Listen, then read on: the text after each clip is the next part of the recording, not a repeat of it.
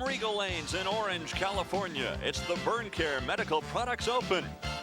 The 6th of 22 Open Division qualifiers of the Brunswick World Team Challenge. Beautiful day outside in Southern California, but that has not stopped the hundreds that have joined us indoors to watch the finals of the Brunswick Team Challenge here from Regal Lanes. Hi again, everybody. I'm Dave Armstrong, along with Hall of Famer Earl Anthony. And Earl, boy, another great competition again this weekend here in Southern California. Team Brunswick, though, they have ruled the field. How'd they get to the top spot? Well, they did it the hard way. They didn't qualify that high. They qualified 4th, but when it got into the match play of the Baker system, they just started dominating. They averaged 215 plus, and that's really getting it done. They're led by Danny Weissman, and they have an outstanding team. He's a 6-time PBA champion, so watch out for the tournament leaders. In second place, another fine ball club, Barry Asher's embroidery team. This ball club has got some great players on it. Now keep an eye on them. Barry Asher, a PBA Hall of Famer. They've got the 1995 PBA Rookie of the Year and Billy Myers Jr.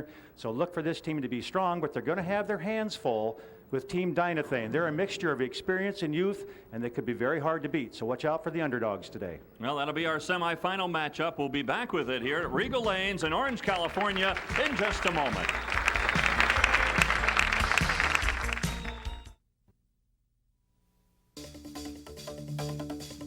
The Brunswick World Team Challenge is brought to you by the American Bowling Congress and the Women's International Bowling Congress, providing championship service to sanctioned leagues across the United States. Make sure your league is sanctioned by the national governing bodies. By Contour Power Grips, the pioneers of the finger grip industry. More pros choose Contour Power Grips. You should too. By Lynn Shoes. For the performance approach, it's American-made Lynn Shoes, the choice of bowlers worldwide. And by Brunswick. Bowling is sold on Brunswick worldwide. Well, we're all set for our first match of the day. It's again a Baker format, a 2-game total pin match. And it features Asher's Embroidery and Team Dynathane. This is Barry Asher, the captain of Asher's Embroidery, to lead things off. High on the head pin, and he leaves the 3-6. And not a difficult spare. He's not leaving. He's just went over to get another bowling ball. He'll be right back here. He's going to go cross lane at this, a lot of ball speed, and a ball that won't hook. Barry doesn't waste any time up there.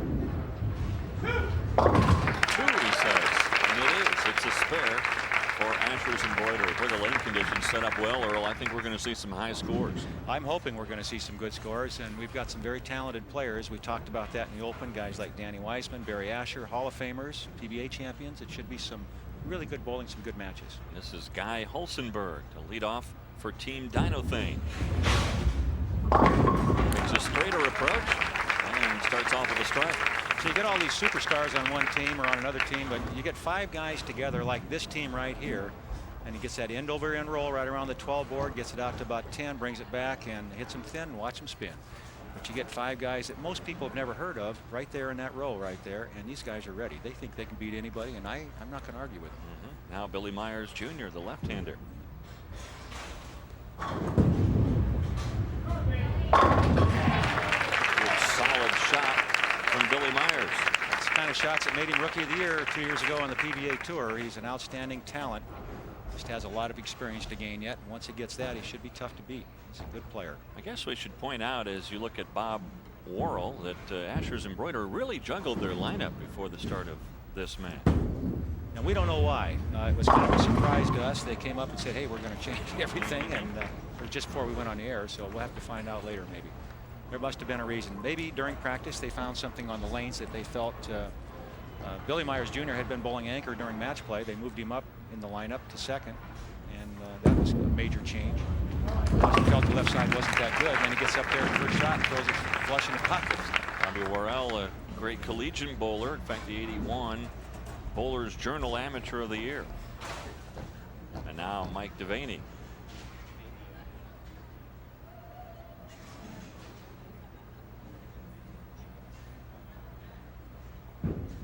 See the players working their fingers into those bowling balls. They want to make sure they have a real good grip on that ball before they get it started. Turn it, he said. It did. Right into the pocket. A double for Asher's Embroidery. television experience always a benefit. And here's a young man that I'm sure hasn't had much right here, Dave. Leo Di Benedetto. He's from Australia. Sydney. I was talking to him earlier. He's bowling in the western region of the PBA right now and hopes to get enough experience from that to hopefully make a living as a professional bowler on the national tour. Nice form. Nice shot. Yes, the 6 comes out of the channel to trip the 10. He's throwing him like that. He's got a pretty good future, huh? Nice young man, too. Talking with him, and you see he's got a very classic style. Gets a good heavy end-over-end roll, and that's what keeps the pins low on the deck. A lot of the side turn won't do it. And his reaction is, hey, it's supposed to go. It was a good shot. Now Tim Mack, great football player at Penn State. And he brings that aggressiveness onto the lane, onto the approach. Watch Timmy Mack. He goes out after the pins. He's ready to kill him. He doesn't leave anything in the bag. Oh. He lucked out of getting that terrible 7-10 split on a pocket hit. He looks at it a little different. He feels he was pretty unlucky he didn't strike. The ball just really hit hard. And Tim in the past, not recently, he's been very good in the last year or so, but in the past he did struggle for spares. And you see he's taking his time. He's switched balls. Tim will use as much of the lane as possible, stand way to the right, cross lane hard and straight at the 7. Look out. No problem, he said. Well, at his defensive secondary position, that would have been one where he just barely got a finger on it to knock it away from the receiver. Yeah, he knows that I've made comments about his spare shooting in the past, so he looked up and said something to me. I didn't get exactly what it was, but something like I made it anyway, Earl. Or Take that. Now Cliff Connors. A little different release there, and he tried to do something that most of the players don't do anymore. You don't very often see a player try to what we call fluff the ball. Now, in that particular shot, he tried to quit on the shot after the point of the release, right here. He doesn't lift the ball. See it just kind of fall off his hand. And what he's trying to do there is get the ball to skid down the lane before it picks up a roll, and then he wants the surface of the ball, the reactive resin, to grip the lane and hit for him.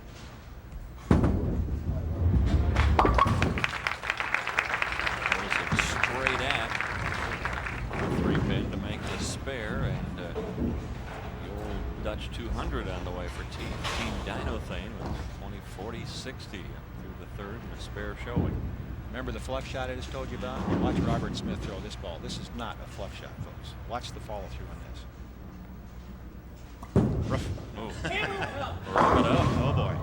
It doesn't leave anything there either. Him and Timmy Mack, they can wear out the bowling center in a hurry the way they bowl. Here's another look at that release. Now, this gets all of it here. Now, he starts that in around the 4th arrow, gets it out to about the 8 board, and it doesn't hit much harder than that without doing a lot of damage to the back end back there. 93 U.S. amateur champion. He got out his Cleary here to shoot the spare. See, remember when you played marbles, you had Clearys? He's got his Cleary. It worked. The final bowler, Dave Bowles, bowling anchor for Team Dinothane. Dave's always been a good pocket shooter. Generally keeps the ball in play very well. And there's a good way to start it. Absolutely, but we've got a good start to this first match. An 8-pin lead for Asher's Embroidery.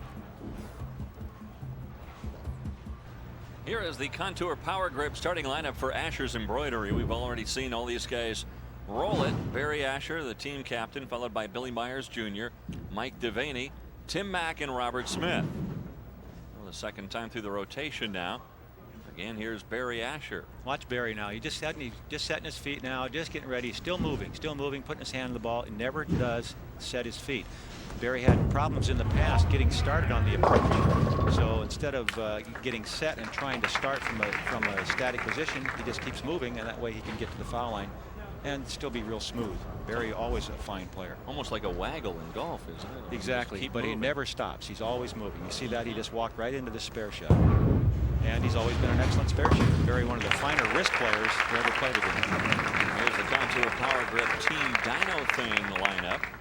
Olsenberg, Worrell, Di Benedetto, Connors, and Bowles. Guy Olsenberg. So far, Team Dinothane has gone strike, spare, strike, spare, strike. Chance to take the lead here. early on in this 2-game total pin Baker system match. Oh my, we've seen that happen a couple of times. Timmy Mack did the same thing, remember? Players are getting the ball in a little late on the head pin, a little late in the pocket area as it enters. It's down the lane, Watch the release here. Good one, good end over end roll, but the ball just never does get that good back end to it. And that's when you get this kind of a happen. The ball has plenty of hit, but it doesn't enter at a good angle to strike.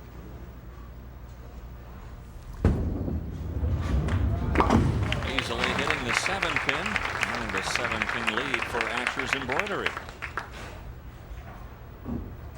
Remember, it's a 2-game total pin match. By the way, high score bonus brought to you by the High Roller Tournament Series.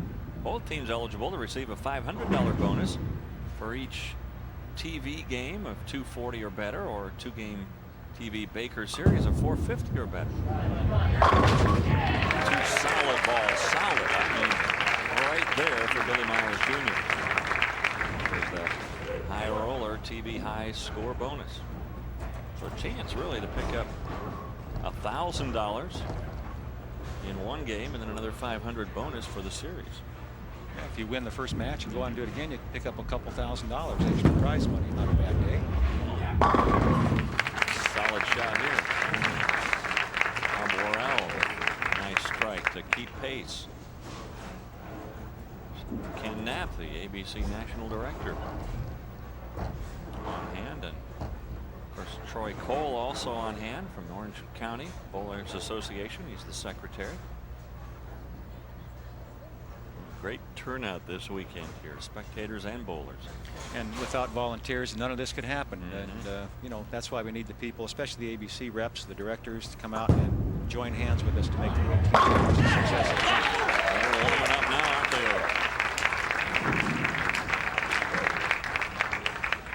Well, we knew we were going to get some good scores, just whether or not the guys were going to be relaxed enough in this opening game to make it happen. And it looks like they are. They're making good shots. It's just a matter of carrying the corner pins. If a couple of 7 pins had gone down for the right-handers, we could have seen some 4-baggers, 3-baggers, things, you know, and it could yet happen. Great game here. Nice, smooth approach. Stylist.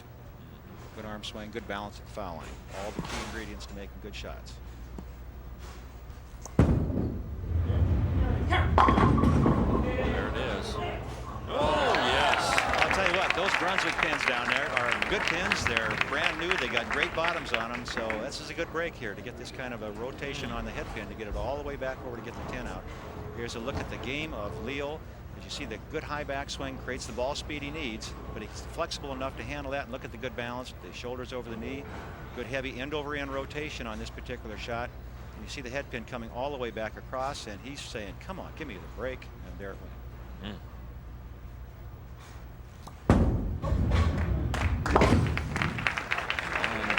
again, staying pure, Team Dynafing. No open frames for either club, and a 17-pin lead for Asher's Embroidery.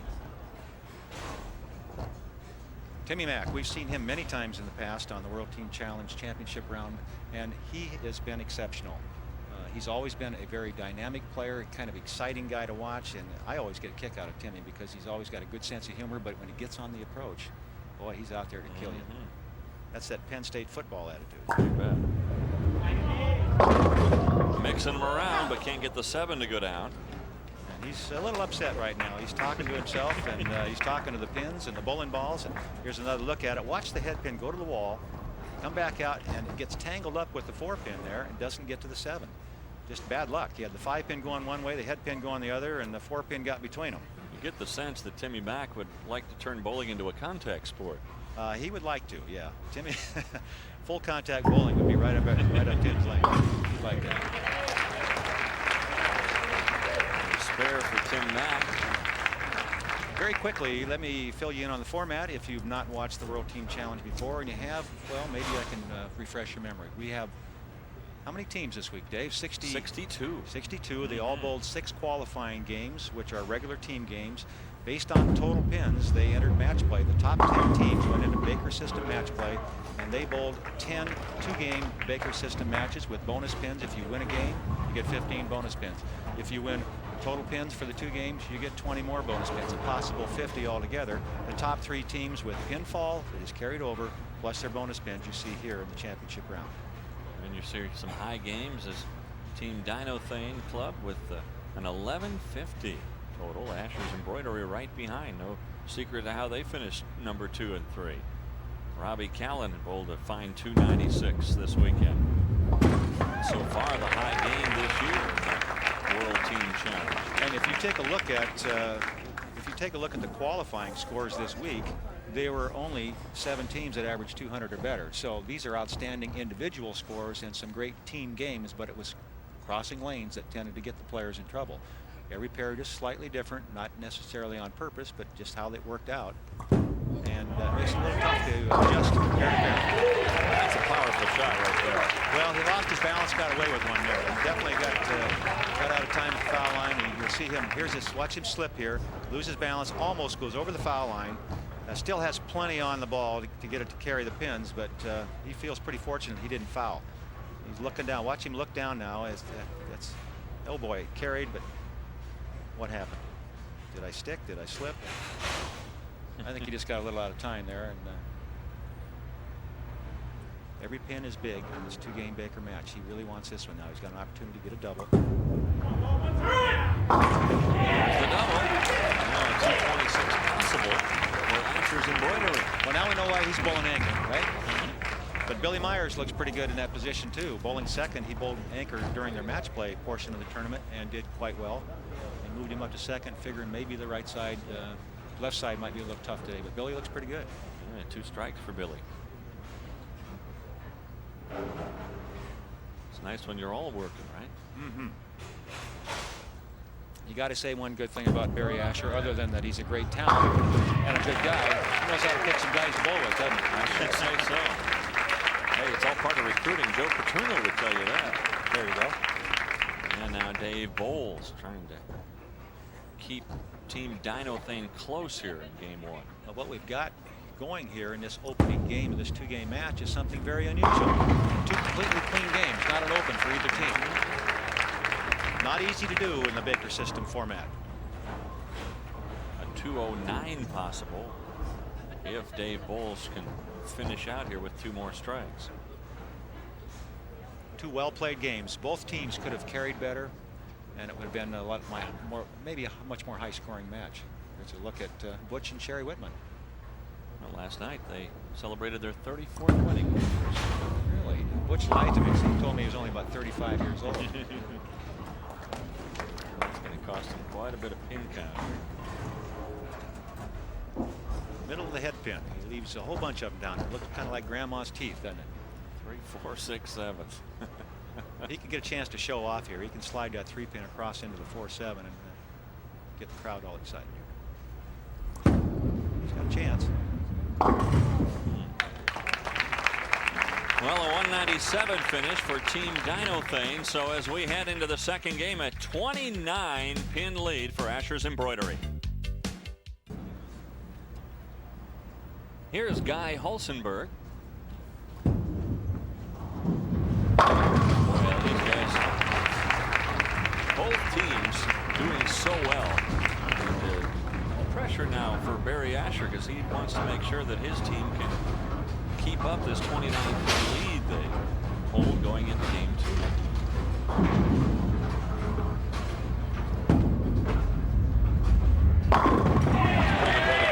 Excellent shot there from Barry Asher. Both these teams really lined up well, and as I mentioned earlier, here's another look at Barry Asher playing between the second and third arrow. Gets plenty of side turn on this one, and a lot of heavy roll. Barry's very happy with that. But both teams, if they had carried in that first game, we would have had some big scores. Maybe they will this game. They're both hitting the pocket extremely well. It's a matter of getting those quarter pins out. There's another one, the 10 pin, the weak 10 this time. A lot of spin on that shot. Didn't really go into much of a roll on the back end, and so it didn't have enough hit to carry the 10. But sometimes the only way you can get the ball to the pocket is to spin it because it wants to hook early otherwise. Cross lane now for the 10 pin. Very unusual. A lot of guys, almost everybody I know, puts the fingers in the ball and then lays their thumb in so they can get a clean release. You saw him putting his thumb in first and then spinning the ball around on it so he can get a good feel so he doesn't lose the ball. Some guys will do that so they don't get any lift on the ball. They put the thumb in first, then the fingers, and then they don't get any lift. Put your fingers in first and then your thumb if you want a clean release and a good roll. Myers Jr. 2 strikes so far for Billy. Almost had a third. Another good shot from Billy too. Great shot. Solid 7. Here's another look at it. Billy playing between the second and third arrow on the left side, giving the ball a lot of room, getting it out around that 7 board, and that was really an outstanding shot. No reason for anything to stand up there. Billy cross lane. A lot of ball speed here. Got it. Let's take a look at some other finishers here in the Brunswick World Team Challenge in Orange, California. The defending champions this year finished 4th. Brash Pro Shop. Ransom Solware from La Mesa finished in 5th place.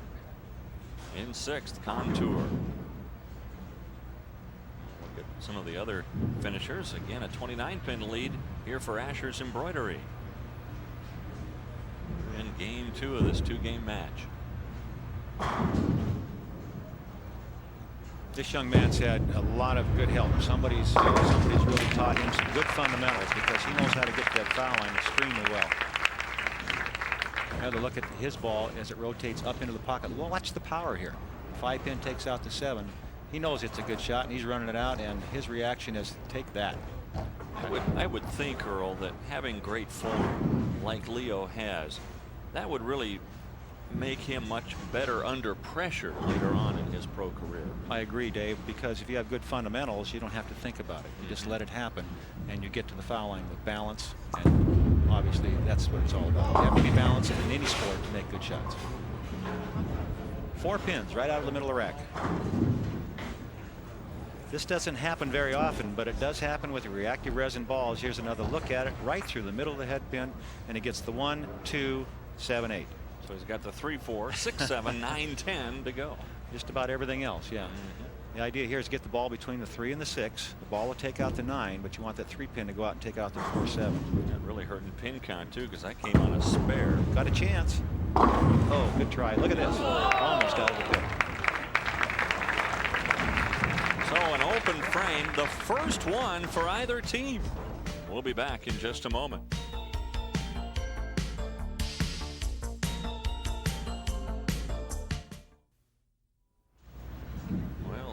Frame there for Asher's Embroidery, really giving some hope now to Team Dinothane. They trail by just a dozen. And strike here, and we've got basically an even match. We're just down to 2. Good shot. Got to get lucky. Oh, boy. He liked it. I liked it. It looked like it was going to be an excellent shot. Right at the end, the ball just rolled up a little high in the head pin, and it overhit for him. It actually hit a little bit too hard, cut through the middle of the head pin. The 4, 7, 10. Opportunity knocked, and he couldn't open the door. Unfortunately for them, they're running out of frames. Only 6 frames to play in this opening match. So he's got to go for it. Got to go for it. Good players like this in this situation, they always go for this. They know they can make it. Let's try. You have to believe you can make it, or you shouldn't be out there playing. So an open frame for Team Dinothane. They give the advantage right back to Tim Mack and Asher's Embroidery. Tim Mack taking a lot of time here. I talked to him before he went out to play, and he said, I'm having a lot of problems with my hand, the perspiration on my hand, and I tend to drop the ball or lose it off my hand. So he's trying to get it really dry. He wants his hand as dry as he can get it before he puts it in the ball. He was talking about, after the match play competition, going out to the store and buying a portable fan. He looked and looked, couldn't find one. I talked to him about that also. He said, but he couldn't find one. And he's just trying to get it. He wanted to be able to sit on the bench with one of those little battery operated fans blowing on his hand to keep it dry. Timmy's made 3 great shots in this match and yet to strike. Look out. Oh boy. Oh boy. Almost missed the 7, and that time almost missed the 10. We are at the Regal Lanes in Orange, California, the Brunswick World Team Challenge. We're in game 2 of our 2-game semifinal match between Asher's Embroidery and Team Dinothane. Asher's with a 26-pin lead. Crossing over. Well, not a good shot at all there. Didn't get to the foul line very well. Lost the ball off his hand. The ball never had a chance. It was going to the middle of the head pin when it left his hand. Not a hard spare here. The 9-10, it's just a little fit between the 2 pins, and he shouldn't have any problem with this. He'll try to get both pins with the ball. You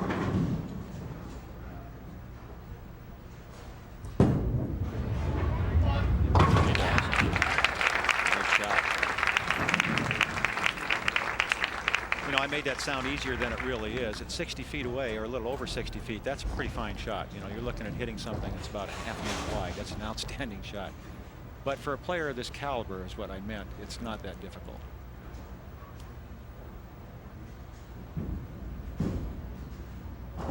Robert Smith, 26-pin advantage. Remember, he struck out game 1. Really opened the gap. Strikes again.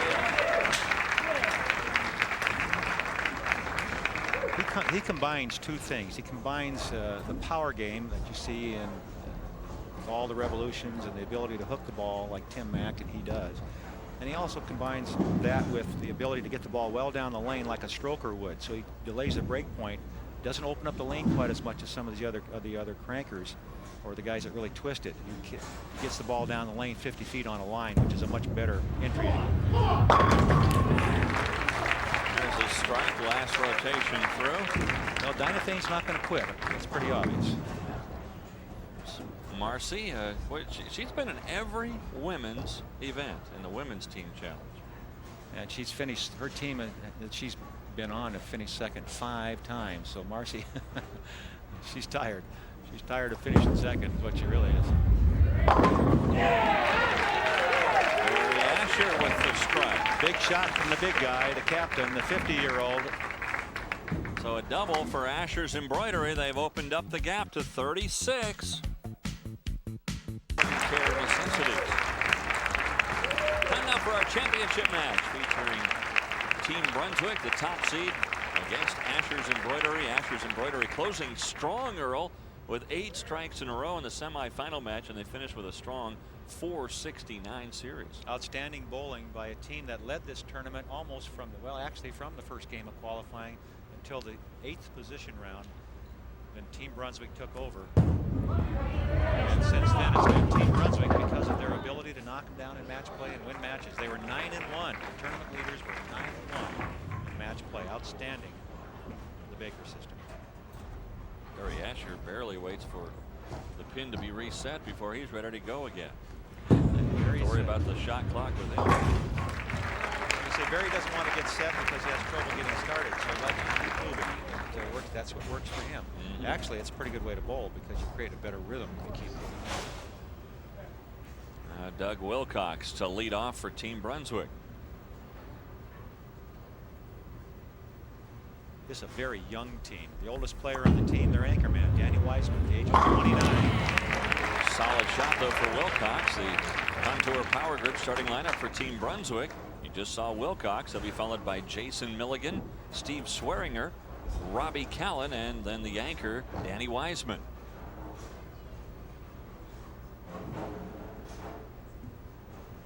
Speaking of young, good bowlers, here's Billy Myers Jr. Plenty of room on this shot, and maybe a little too much. Got a big break there. Just kept falling. Was that perhaps an overreaction to crossing over in his last ball? Very likely was. It's typical of a bowler to make that kind of adjustment without even realizing they're doing it. And there's another look at that shot. You can see the head pin is the one that creates all the good things that happen for Billy Myers on that shot. Knocking out the 3, the 6, and the 9. Spare start for Asher's Embroidery. Jason Milligan trying to double up. And they just keep getting younger. He's only 21 years old. So experience, players that have been on the PBA tour and been successful, Hall of Famer like Barry Asher against youth. That one never had a chance. Well, he's nervous. You can see that by his actions. He's moving very quickly. He just needs to get in a frame or two and he'll be all right. Just get used to that television camera following him to the foul line. Take a deep breath and relax. Right now his heart's probably pounding at about 140 beats a minute. Earl, when you would bowl someone head to head, would you take note of their nervousness? I tried to just not even pay attention. I worried about myself more. You know, you've got to concentrate on your own game and try to make the good shots that you think you're capable of making. major mistake there, but it's early in the match. The advantage is very obvious with Barry Asher's team, the Asher embroidery team, because of their age, their experience, and the fact that they won the previous match. So they're acclimated to bowling here in front of the television cameras and this large audience we have here at Regal Lane. So they're very comfortable. It's going to take a few frames for the young kids to get loose and get to feeling like they can compete. They did so well in the match play. They just need to get relaxed, and that's not easy to do in the first few frames. Solid. Those kids bowled well, Mike Devaney.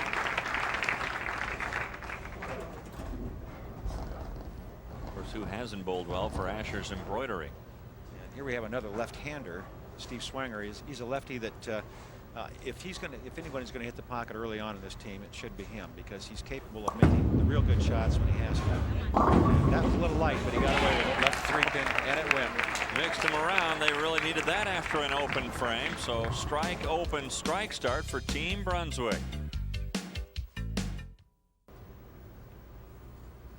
Can he knock it out? Nope. Well, we've seen so many times here today, Earl, a possibility of the 7-10, and now we finally get one. The wall shot, and all it does, the head pin just comes off the wall so quickly. Watch the head pin, that's in the front. See how hard it's flying? And the 5-pin goes over, and again, it's the 4-pin that creates all the problems. The 5-pin going one way, the head pin coming the other, and the 4-pin gets in between. Otherwise, the 7 would have been gone, and maybe even the 10. In competition, how many times have you made that? Twice. And both times it was just luck. I never could throw the ball hard enough to bounce it out of the pit, so I never made that kind of an attempt at it. I just threw it down there, and then a couple times it hit the ball and bounced over. Just lucky. Robbie Callan. This match kind of seesawing back and forth here in the early going. Callan, only 23 years old, but with a lot of experience. He's qualified for Team USA National as far as the finalists are concerned. So he knows how to play the game. He's been around a while. Remember, these guys are all young, but they're very capable. That's a double for Team Brunswick, and they take the lead. You see, look at that. You talked about it in the open. Team Brunswick with a 215, almost 216 average in Baker. That's unbelievable. That's outstanding, just outstanding. And you can see their one-loss record was also outstanding. And you see them make the move from 4th all the way up to the top seed. Asher's embroidery always in the television situation, starting off 1st and then dropping to 2nd just in the later stages. There's a guy who's been just dead solid perfect until then. And that is a herder, folks, I'm telling you.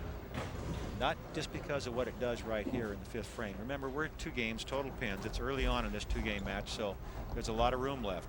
But what it does is to Mr. Smith to say, hey, the lanes have changed a little bit. I thought I made a pretty good shot there. What happened? Now he's going to have a little problem getting lined up maybe in the 10th frame. And he's been the guy that's made it happen for him in the 10th frame. He had 7 strikes in a row until that open frame. 7 out of 8 possible strikes for Robert Smith, now 7 out of 9. A chance to go for the turkey a little bit early with Thanksgiving coming up. Danny Wiseman. There's Kathy O'Keefe, the manager here at Regal Lanes. We want to thank her and her staff for all their wonderful cooperation. Danny, another stylish type player, good solid game at the foul line, gets through the ball extremely well, and he's been very successful on the PBA National Tour with 6 wins out there, plus 3 regional titles. So he's been very successful. He's just a young guy himself at 29, but he's by far the oldest player on the team.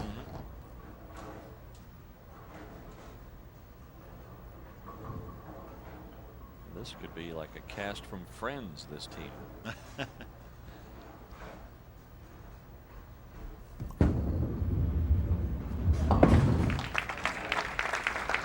a spare for Danny Wiseman in the 5th. And they now lead by 22. So Barry Asher, let's see their resilience as they have to come from behind for the first time here today.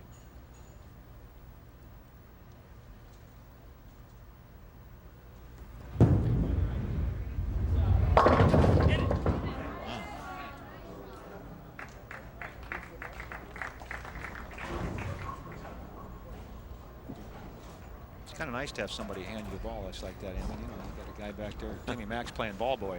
And a caddy. Yeah. Solid on the 7-10. A spare, but Asher wanted more. All of a sudden, things have gotten very quiet here at Yes, Regal they Lanes. have. Well, the local favorites, you might say, are the Asher embroidery team, with most of their players from this area. And, you know, so the crowd's kind of behind them. And now they can see that this young team isn't going to fold, and they're going to give Asher's team all they can handle. So this should be a great championship match.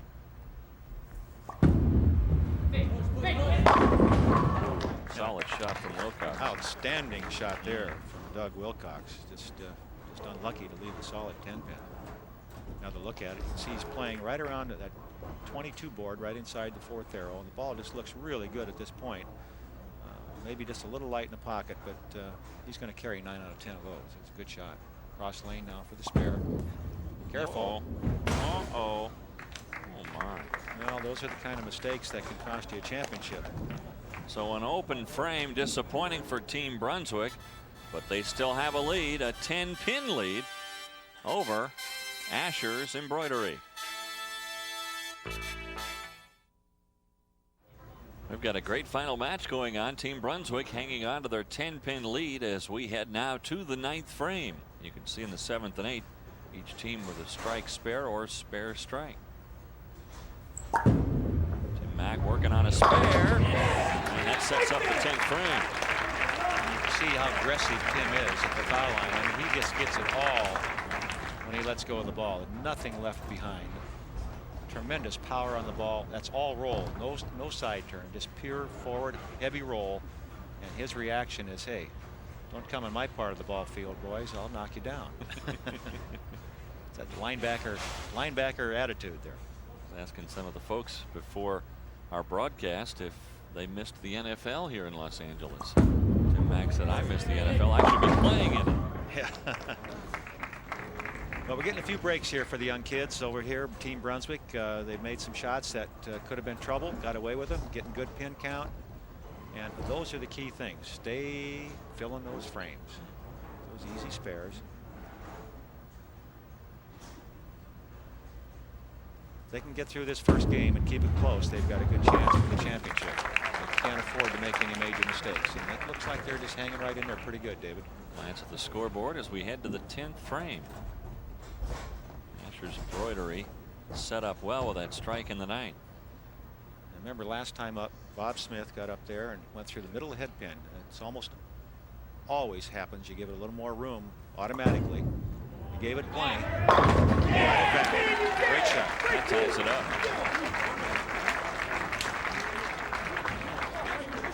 A chance to take the lead. He's been so good in the 10th. Just been phenomenal. He struck out in both games in the 10th frame in the semifinal match.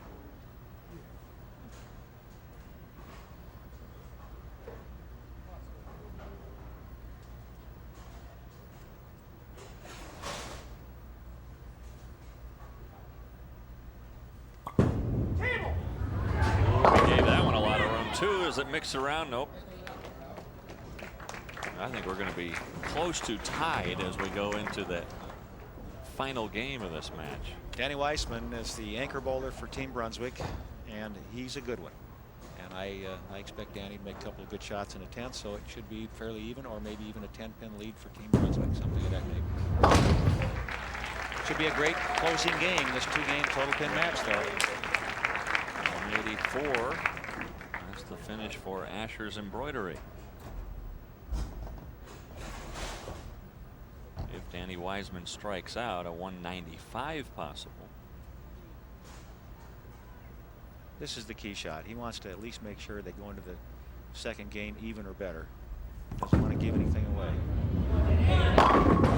Outstanding shot from Danny. Solid 10. Danny has a few unkind words for the 10-pin. This sets it up for a possible tie going into that final match. A spare here followed by a strike, and we would be tied. Well, remember what happened our last event. We had that 2-frame roll-off with the championship match was a tie after regulation time, regulation frames. Was it Harrisburg, Pennsylvania? to our television sets watching the exciting conclusion to that one.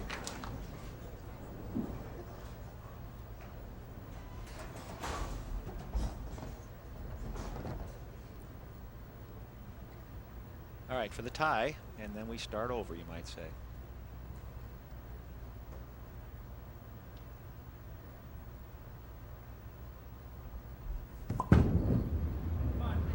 A little bit light. Well, 1 pin advantage for Asher's Embroidery as we go to game 2. It's still anybody's match for the championship. Take a look at some of the other finishers. In 7th, it was Dinothane XTC out of Las Vegas.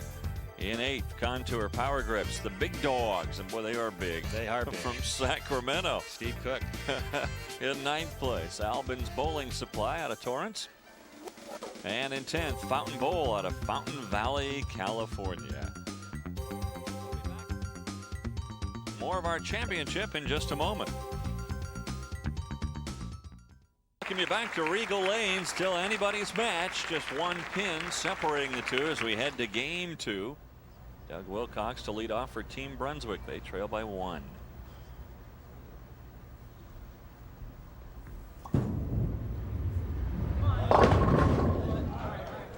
Not a bad opening shot there, Dave, leaving only the 7 pin, a pretty easy spare. They should be able to fill the frame, and I expect this team to do a little better this second game. They should be a little more relaxed. They've gone through 1 game in front of the television camera and this big audience here at Regal Lane, so they should be a little more relaxed and not make some of the mistakes they made in that opening game.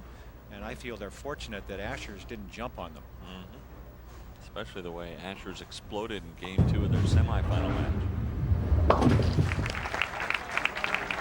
So a spare to begin this final game, and now Barry Asher.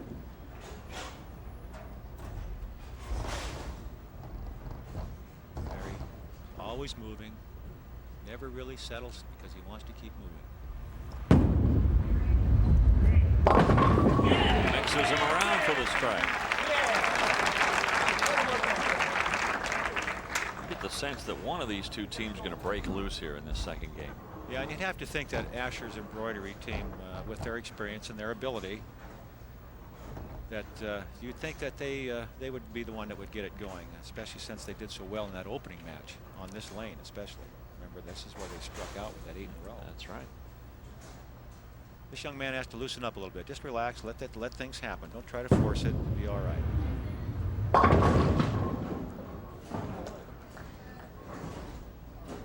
He's lost right now. I mean, well, they're a little confused, and that again comes back to how much experience have you had moving from lane to lane and adjusting to varying lane conditions, because the lanes will change as they bowl on them. As the players bowl, they move that dressing around with the bowling balls, so the lanes will change and the ball reaction changes.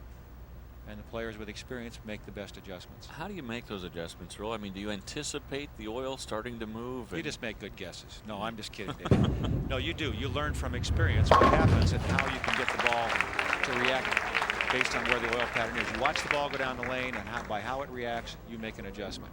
And that adjustment is based on where the ball makes its break point. If the break point's too late, you square everything up. If it's too early, then you try to open up a little bit. Or you change ball speed, or you change release, or you change bowling ball. There's the options go on forever. The key is to figuring out that the adjustment needs to be made. And whoever does it the fastest and the best. That's now giving Asher's Embroidery a little bit of a cushion. And interestingly, it was Billy Myers Jr. who really got the rally going for Asher's Embroidery early on. You think he's into this, Dave? What do you think? I think he is. I think he's in there emotionally. Yeah, I'd say the young Mr. Myers is definitely into this. I think back to the 7th frame, the first game when he struck with his team trailing by 22 at that point. How about that for a break? And there is a major break, and that's the kind of break you need to get your team going. Let's take another look at this. Watch what happens to the head pin. It goes all the way to the wall, comes back and kicks, I don't know what pin, over into it, but just enough. Those Brunswick pins don't usually fall that easy. These are tournament grade, the best you can get, and these guys are making them hurt a little bit.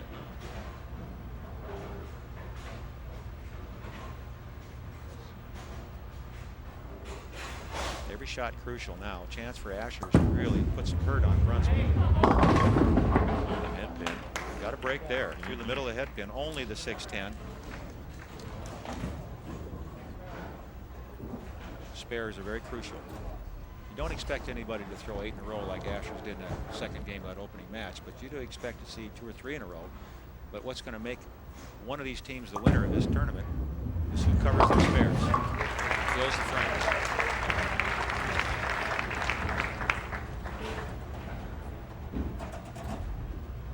Robbie Callan now up for Team Brunswick. You can see Ashers leading by a dozen. Robbie's the kind of guy you need to make a good shot now. They're on a strike. They need him to strike here, set it up for Danny Weissman for the 3 in a row. And 3 in a row is big right now. Good shot. Yeah. That's the power that you get out of that tremendous wrist rotation he gets on the ball. Cups that wrist and stays through the middle of the ball, and that's what creates that power and that strength to get those pins dancing. Here's another look. See how he's got the ball cupped? He's underneath the ball with his wrist. That's what creates all that power and rotation. Tim Mack, he hasn't missed the pocket yet. Still hasn't. And just like the shot we just saw from Robbie Callan. Tim Mack saying, all right, you can do it, so can I.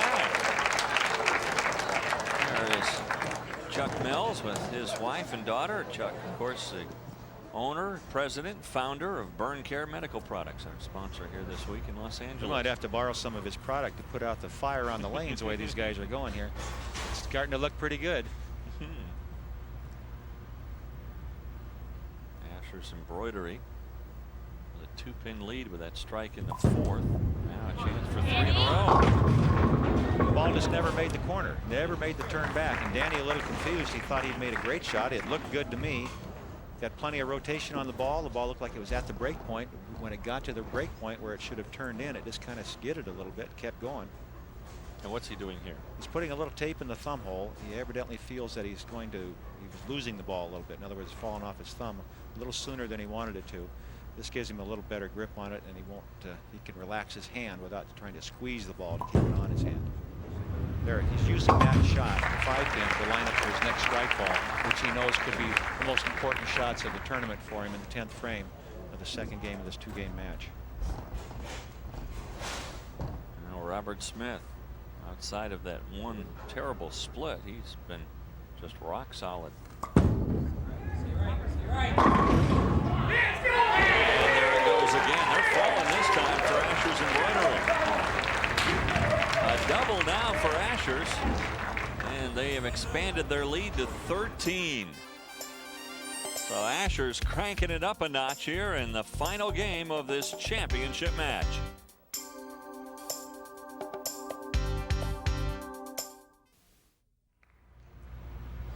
Well, let's see if Team Brunswick can get up off the mat just a little bit. They trail by 13, working on a spare in the 6th frame. Again, this is Doug Wilcox. They need someone early on, probably the guy that's bowling 3-8, the guy that's going to bowl the 8th frame, has to set it up for the last 2 guys. Now, what happens in these 2 frames, unless Ashers can string out some strikes, it doesn't really matter, as long as they stay clean. But if they can get to that 3rd guy in the lineup, the guy bowling 3-8, that's the guy that they got to count on. Steve Swearinger has to make a good shot.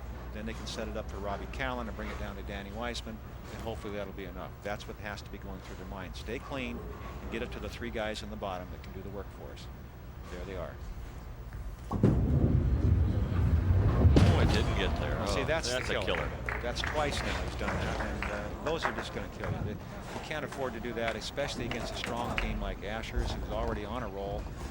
This is the kind of mistake that just takes you completely out of it, not only physically but mentally, and his reaction, he knows, and he's very, very brokenhearted right now. There's no question. Well, when you're young, you make young mistakes. Up in the 6th frame of both games, and Barry Asher kind of pounded that nail in there. That's a turkey now for Asher's embroidery. Well, that's what happens right there. That's exactly what a top player does to you when you make a mistake. He makes it a bigger one for you. He emphasizes what you've done and takes advantage of it. And you can't, there's no defense for that. Barry Asher got up and did what he knew he had to do. And Asher's Embroidery is on their way to winning this championship. Kind of a fine mix, isn't it? I mean, you don't really pay much attention to your opponent, but when he makes a mistake, you notice that and you try to capitalize on it. Exactly. And the winners do that. Winners always seem to capitalize on their mistakes. This team never really got going, this young team from Brunswick, but they've learned a lot today. And what they've learned is that we are good players. We're capable of being here. We deserve to be here, and we'll be back. And they will be back, and they'll be in this situation again, and they'll do better next time. You can count on that, because they've learned so much today of what it's like to be here and how to perform under this kind of pressure. Believe me, there is a lot of pressure.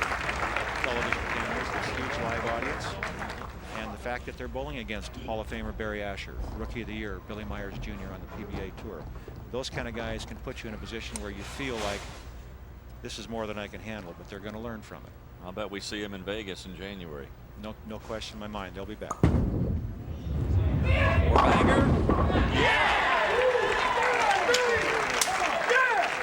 Looking for some more bonus money now. It's looking that way, isn't it?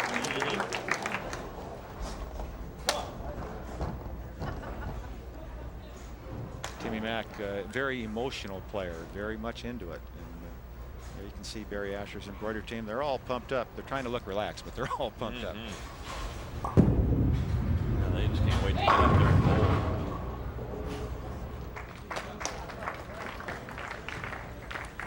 Forget Asher's Embroidery picked up $1,000 in bonus money in the first match. High score bonus brought to you by the High Roller Tournament Series. $500 bonus for a TV Baker game of $240.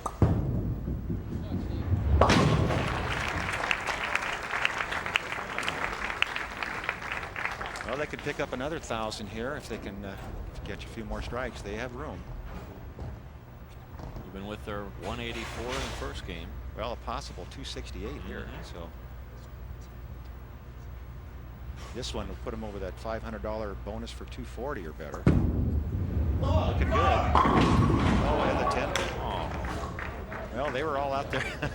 Now they're not running them out because they're trying to beat up on this Brunswick team. They're running them out looking at that $500 bonus. Believe me, it's exactly why Timmy Mack and Barry Asher are jumping up on the approach. They can carry this one. It's another $100 a man. No chance now for a series bonus, but still a chance for the single game bonus. Well, they're only a double away from that. And of course, with Tim Mack coming up and Robert Smith, they've got a pretty good opportunity there. This is when you're in a situation the Brunswick team's in, you're just trying to kind of stay out of the way and make good shots, finish out the match with some poise and dignity.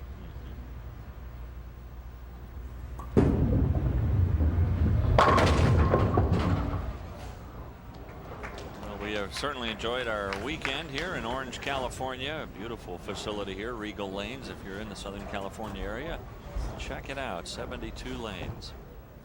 72 in a row. Outstanding facility. Great people working here. They did a great job with the tournament, and you know, we look forward to coming to this area, especially this time of year, sunny Southern California.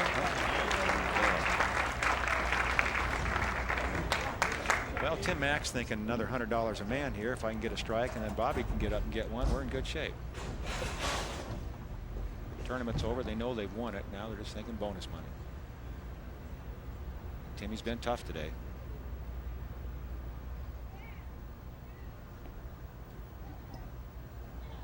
I don't know what bothered him, but he'll start over. Well, we got some young children back here playing, and one of them was running up their motor a little bit on their toy truck, I think. Did the right thing. Go back, reset, start over.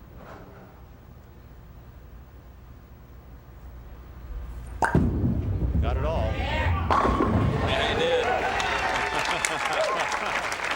Boy, his fiery competitiveness really underscoring what Asher's Embroidery has been able to do here this afternoon. Well, we talked about how they led the event from the opening game of qualifying right on through and into the match play, and then they struggled a little bit in the last 3 matches of that match play, but here they are coming back and showing that they are champions. They know how to win. They've been here before. They've done it before. That's what these young guys are going to learn. They're going to learn how to be winners as you continue on. Danny Weissman already knows how to be a winner. He's been there before, but he's got a very young ball club around him, and experience is a factor that cannot be bought. You have to earn it. Time, it takes time. They're learning. How old were you when you first went out on tour? Oh, I was old enough to. I was an old man. I was 31 when I went on the tour. Now you're back out on the senior tour. And watching the expertise of Earl Anthony. Bowling again. Danny Weissman's nice and relaxed now, getting a couple of strikes here in the 10th, and they're going to shoot a 200 game here with 8 or better, which is very creditable and not a bad score when you consider that there was a lot of nerves involved with this young team. And there it is, the 3-strike finish for a 202-385 series in Brunswick. This really kind of boils down for Asher's Embroidery to one shot for the $500 bonus. They already know they've won the match. A strike here would put them in the chips again.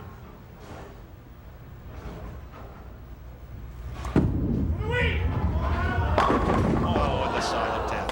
Oh, my. Well, he threw it as good as he could possibly throw it. Nothing to be ashamed of there, that's for sure. Outstanding ball.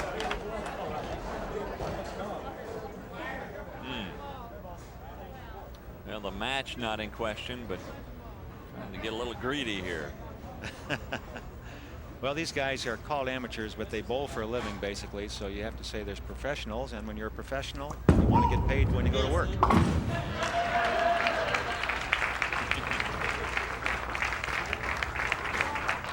They did quite well today, I'd say. The $1,000 bonus from the high roller people was kind of nice in the opening match, and then now to go on and win the championship and get that rings, the bowling balls, and all the good stuff that goes with it.